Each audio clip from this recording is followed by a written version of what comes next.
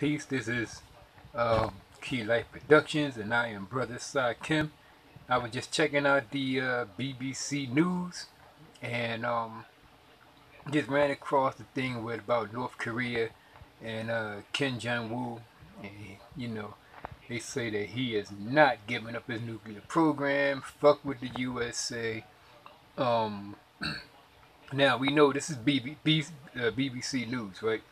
We know that the cracker put this together, and they control the media. So we know might be some lies up in there, but for the most part, from what I can see, because I know some Koreans personally, and they tell me that things are pretty accurate. So I'm looking at one Korean dude was telling me that it could be a World War III, could come out of this.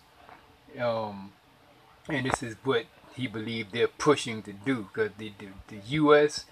Um, wants to rule everybody. Can't nobody have nuclear weapons but them. They can have all the nuclear weapons, in the world, because they want to rule the damn world. Correct me if I'm wrong. But right now we're gonna go ahead and check this out and see what you think. This was just not even a half hour ago on the BBC, and check it out and see what you think about it. In a statement on state television, the country said that it is ready to teach the US a severe lesson with nuclear strategic force if it takes military action, of course, over its nuclear weapons program. Well, my words, Pyongyang would retaliate thousands of times over, it said, against the United States for the latest UN sanctions. And they said that a violent infringement on North Korea's sovereignty.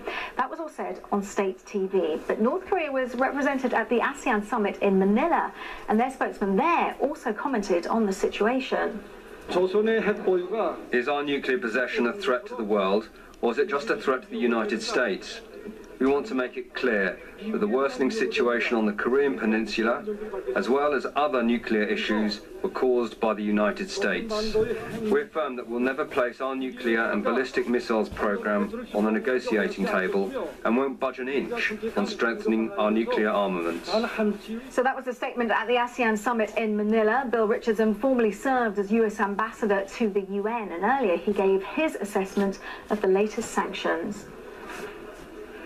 Well, I believe these are the toughest sanctions ever put on North Korea. And what is most significant is that China went along. They are pretty devastating. A third of North Korea's economy, coal, seafood, their foreign workers on oil. This could bite them. And so North Korea, so far, because China has put very tepid sanctions on them, they might respond. I think there's the first possibility, given the North Korean reaction, a violent reaction to these sanctions, that maybe they're getting the message that their top ally, China, is not happy, and maybe it makes sense for the North Koreans to go to the negotiating table. We don't know, but it's a good sign that the sanctions are so strong and that China and Russia supported them. So that was Bill Richardson, the former US ambassador to the United Nations. You can see that full interview on World News America a little later. Well, since North Korea's last missile test, the United States has been flying spy missions over the Korean peninsula. And our correspondent Rupert Winfield-Hayes has been given exclusive access to the military. A relic of the Cold War on the last Cold War frontier.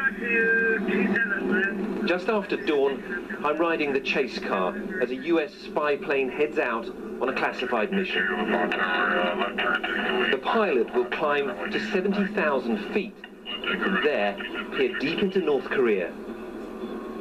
Our mission is to provide the capability for our leadership to see what's going on before anybody else. We're up there every single day to deter the North Koreans from deciding one day they can get away with something.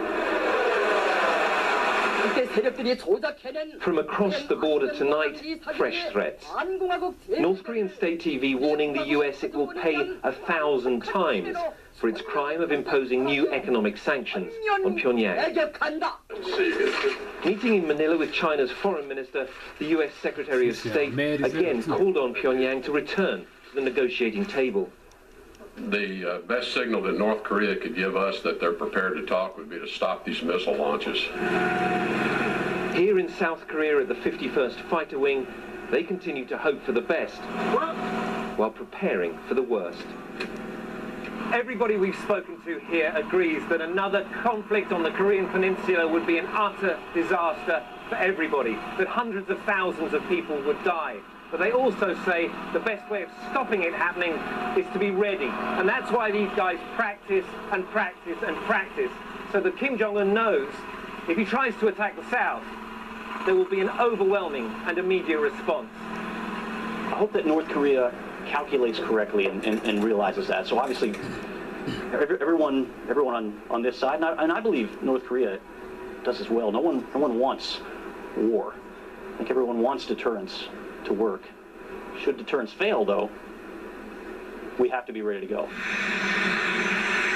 As these A-10s roll down the runway for another practice flight, they're just 48 miles from the North Korean border, the same distance as London to Brighton.